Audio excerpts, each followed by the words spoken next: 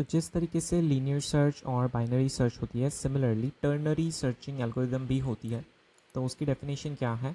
तो it is similar to binary search where we divide the array into two parts. मतलब कि binary search में हम array को टू पार्ट्स में डिवाइड करते थे, बट इन टर्नरी उसके नाम से ही पता चलता है कि we have to divide the array into three parts.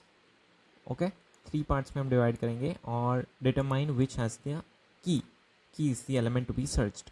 तो यहाँ पर एक एग्जांपल है। तो ये एरे है, तो इसको ये फर्स्ट पार्ट है, ये सेकंड पार्ट है और ये जो है वो थर्ड पार्ट है। इस तरीके से हम उसको डिवाइड करेंगे। तो उसकी एल्गोरिदम क्या है, मतलब कि टर्नरी सर्च कैसे वर्क करता है ये हम समझते हैं। तो सबसे पहले हमें क्या करना है, सबसे पहले तो हमें एरे को डिवाइड कर देना है थ्री पार्ट्स में। ओके, और अगर हम थ्री पार्ट्स में डिवाइड करेंगे तो हमारे पास दो मिड एलिमेंट्स आएंगे। बाइनरी सर्च में हमारे पास एक ही मिड होता था, लेकिन इसमें हमारे पास दो मिड्स हैं, तो हम उनको नाम रखेंगे मिड वन और मिड टू। यहाँ पे कहीं पे मिड वन होगा और यहाँ पर कहीं पर मिड टू होगा। ओके, तो first we compare the key with the element at mid one. मतलब कि हम मान लीजिए आपको 45 सर्च करना है, तो हम उसको मिड वन से कंपेयर करेंगे।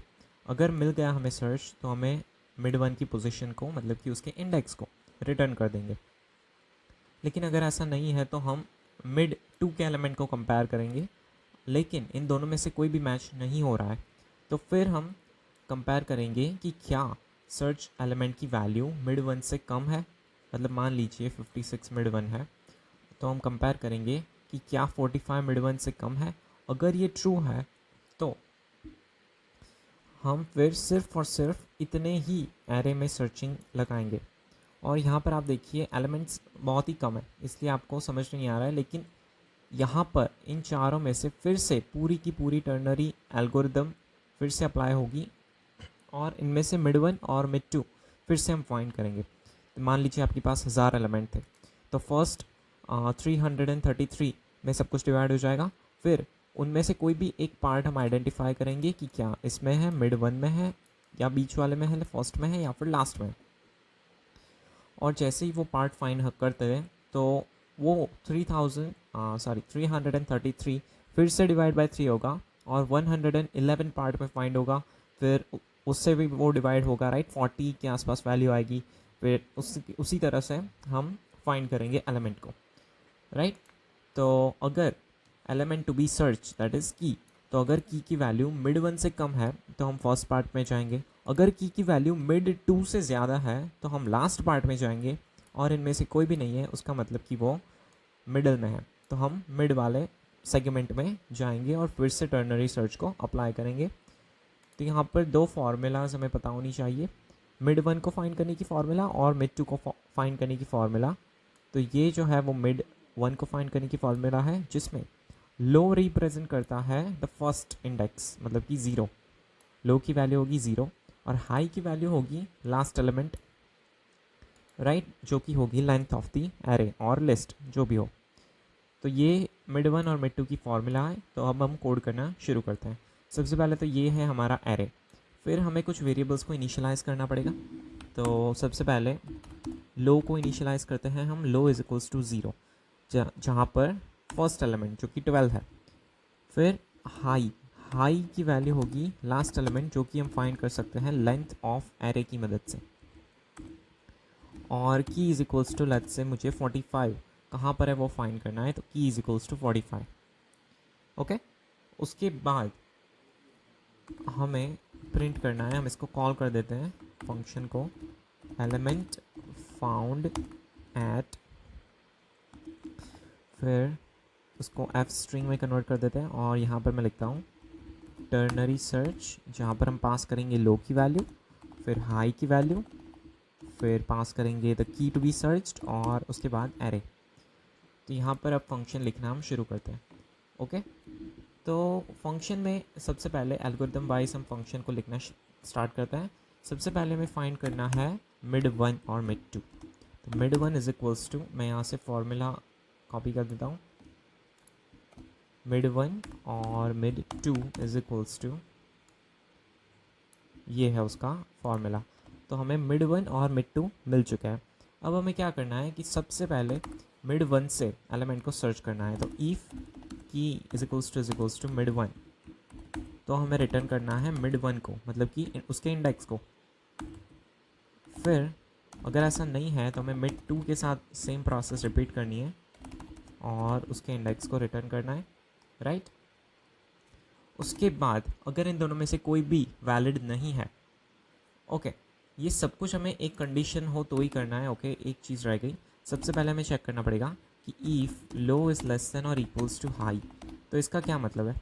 तो लो मतलब कि आप देखिए, मान लीजिए कि यहाँ पर लो की वैल्यू है 2 और हाई की वैल्यू है यहाँ पर, तो वो अलाउड है। लेकिन मान लीजिए लो यहाँ पर है और हाई यहाँ पर है, तो मतलब एरे डिवाइड हो ही नहीं सकता, ये तो पॉसिबल ही नहीं है। तो इसलिए हम ये कंडीशन चेक करा रहे हैं कि लो मस्ट बी लेस देन और इक्वल टू हाई। तो ये सब कुछ उस ब्लॉक के अंदर आएगा, ओके।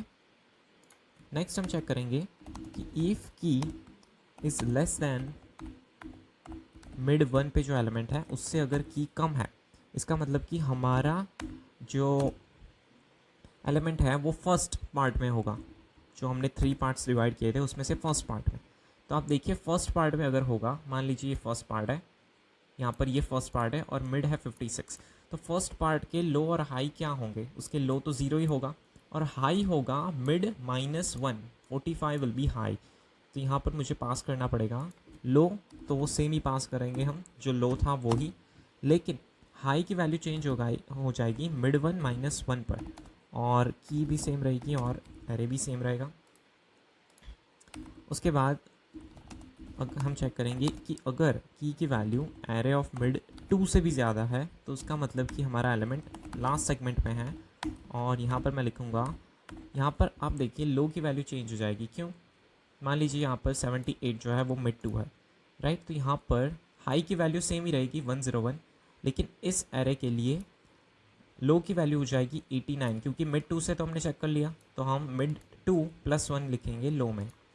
यहाँ पर आएगा मिड 2 +1 और नेक्स्ट में आएगा हाई, और की भी सेम रहेगी और एरे भी सेम ही रहेगा। उसके बाद अगर इन दोनों में से कोई भी कंडीशन ट्रू नहीं है, इसका मतलब कि हमारा एलिमेंट मिडिल पार्ट में है। तो यहाँ पर आप देखिए मिडिल पार्ट में कौन सी आर्ग्यूमेंट्स पास करनी पड़ेगी हमें। तो मान लीजिए कि ये मिड 1 है, या फिर मान लीजिए 45 मिड 1 था और 89 मिड 2 था, राइट।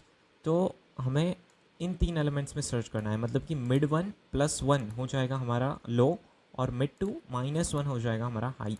तो यहाँ पर हमें लिखना पड़ेगा मिड 1 +1 और मिड 2 -1, और की और एरे तो सेम ही है, right. This is our algorithm. लेकिन मान लीजिए हमें एलिमेंट मिला ही नहीं, तो इस इफ़ क्लॉज के बाहर हम रिटर्न कर देंगे -1, राइट।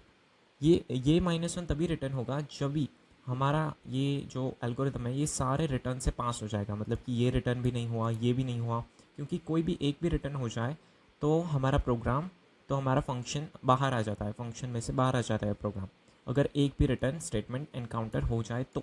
लेकिन अगर एक भी रिटर्न स्टेटमेंट अब तक यहाँ तक पहुँच गया हमारा प्रोग्राम और एनकाउंटर नहीं हुआ, तो हम -1 को रिटर्न कर देंगे, मतलब कि एलिमेंट नहीं मिला, राइट।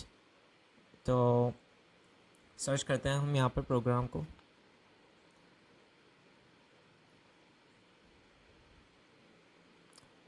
तो 45 आना चाहिए index, okay. Element found eight -1 क्यों आ रहा है? I don't know. 45 तो है लिस्ट में, कुछ मिस्टेक कर दिया शायद हमने।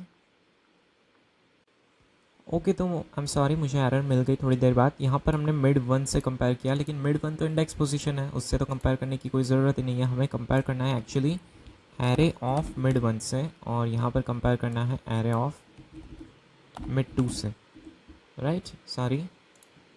तो अब ये प्रोग्राम परफेक्ट वन रन करेगा।